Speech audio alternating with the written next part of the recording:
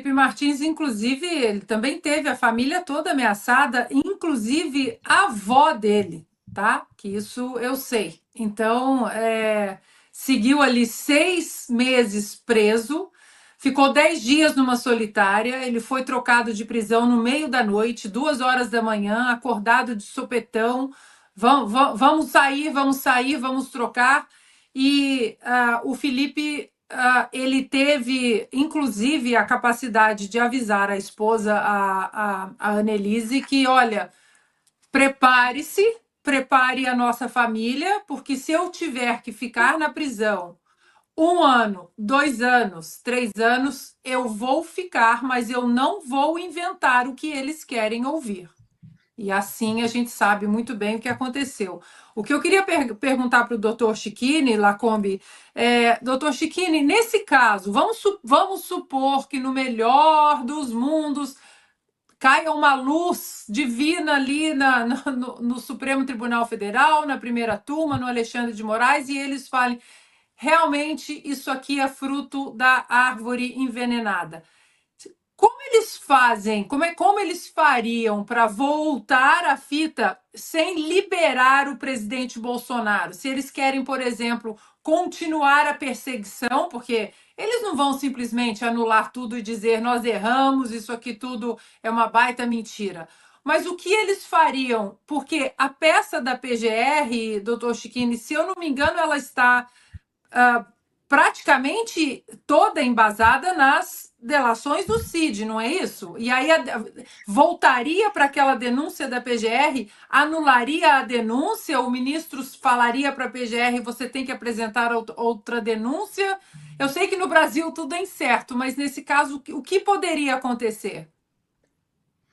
Veja só, todo mundo sabe que esse processo é uma farsa, que essa acusação é uma farsa, que esse processo é a maior aberração jurídica da história do mundo. Não é um processo jurídico, porque de jurídico não tem nada. Aquela audiência, aquela instrução televisionada que todo mundo assistiu, aquela audiência, ela é vergonhosa do campo jurídico. Ela é a técnica, aquela condução do relator é a técnica. Há inúmeros erros ali que a gente pode linkar em seguida. Pois veja, o Mauro Cid, ele desconstruiu por inteira a denúncia. Faltou uma reunião do PGR com o Mauro Cid antes daquele depoimento. Faltou pelo menos o Mauro Cid ler a denúncia. Eu tenho certeza que o Mauro Cid nunca leu a peça acusatória da PGR. Olha só, para quem ainda acreditava em tentativa de golpe, esqueçam. Não existe mais qualquer elemento, indício ou fumaça de tentativa de golpe. Não por falta de provas, mas por provas de que não houve tentativa de golpe. Tudo que existe nesse caso é o Mauro Cid. Tudo! Vejam só, isso aqui é gravíssimo. Esse processo tem 250 milhões de mensagens de WhatsApp. Não existe na história do Brasil um processo com essa quantidade de mensagens. 1.200 aparelhos eletrônicos apreendidos, não existe uma operação contra o tráfico de drogas no Brasil com essa quantidade de aparelhos celulares apreendidos. E eles não têm uma mensagem de golpe. 250 milhões de mensagens de WhatsApp e eles precisam de 11 depoimentos, de 11 versões contraditórias do Mauro Cid. Vejam a vergonha que é esse processo. Nítida perseguição política agora. Até a denúncia, eles tinham o controle da acusação. Com o depoimento do Mauro Cid, acabou. Perceba que a forma como o ministro Alexandre de Moraes conduziu a audiência deixa muito claro o medo que eles estavam que o Mauro Cid tropeçasse. E mesmo assim ele tropeçou. Aquela forma que o ministro conduziu é ultrapassada desde 2008. Em 2008 nós tivemos uma grande mudança no Código de Processo Penal brasileiro e agora o interrogatório e qualquer depoimento não é conduzido daquela forma. As partes fazem pergunta para o juiz e o juiz repassa. Não. Isso era o sistema presidencialista. As partes fazem pergunta para o juiz e o juiz repassa para a testemunha e para o depoente. Em 2008, Lacombiano, isso mudou. 2008. Como é hoje? Você pergunta direto para o depoente. O advogado e o Ministério Público perguntam diretamente, sem a interferência do juiz. Por que o relator conduziu dessa forma? Porque ele filtrava as perguntas e passava as perguntas para o Mauro Cid, já induzindo a resposta, para que o Mauro Cid não caísse em contradição e em falha. Porque ele sabia que ali no olho é diferente. É aquilo que a gente costuma dizer, treino é treino, jogo é jogo. Papel aceita tudo. Fase policial é papel. Agora ali é fase judicial, é olho no olho. E essa condução de filtrar as perguntas é uma forma de auxiliar o Mauro Cid a dar a resposta correta. Mas eu trago para o Brasil agora. Eu trago para o Brasil provas inequívocas de que não houve tentativa de golpe que saíram da boca do Mauro Cid. O Mauro Cid, a única prova da acusação, a única testemunha da acusação, tudo que o processo da trama golpista tem, disse que não houve tentativa de golpe com suas próprias palavras na única audiência judicial que o processo do Bolsonaro terá. Mauro Cid disse, são 3 os principais pontos que acabam com esse processo da boca do delator. Primeiro ele disse, não houve grupo querendo golpe. Ou seja, se não houve grupo, não tem organização criminosa.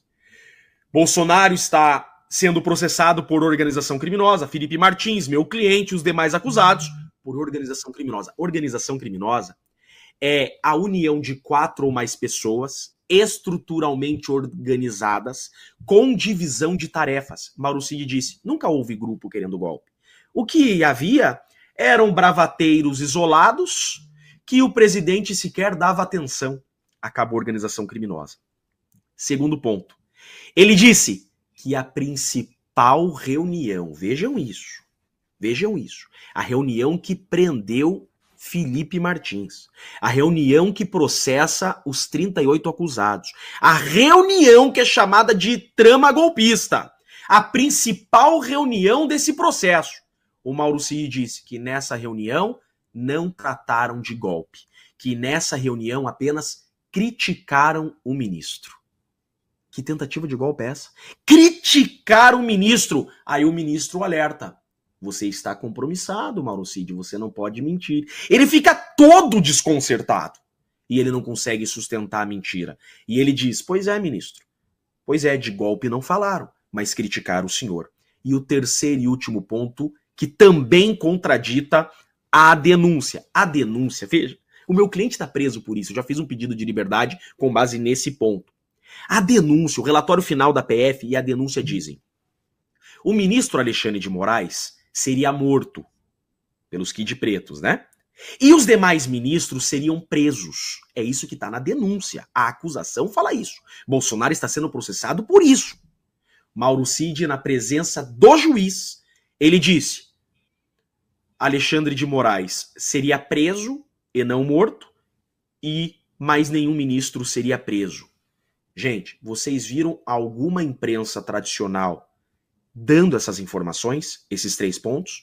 Esses 3 pontos desmontaram esse processo. Esse processo deveria ter acabado ao final do depoimento do Mauro Cid. O PGR deveria ter a hombridade de levantar a mão, pedir uma questão de ordem, pedir a liberdade de todos os acusados e fazer alegações finais orais pedindo absolvição. Mas o que vemos é um PGR que está ali apenas como uma planta decorando o ambiente. Tanto que quando o presidente Bolsonaro pergunta ao PGR, essa mensagem é do meu celular? O PGR não sabe responder. Ele olha para o Alexandre de Moraes pedindo socorro, tentando buscar a resposta. Ele não conhece o processo, ele não está conseguindo sustentar a acusação, ele não confia na sua denúncia. Vejam que o PGR ele não confia na própria denúncia e ele viu diante dos seus olhos todos os pontos da denúncia. Todos os pontos da denúncia. O Mauro Cid, veja, não foram as defesas que desconstruíram a acusação. A acusação desconstruiu a acusação.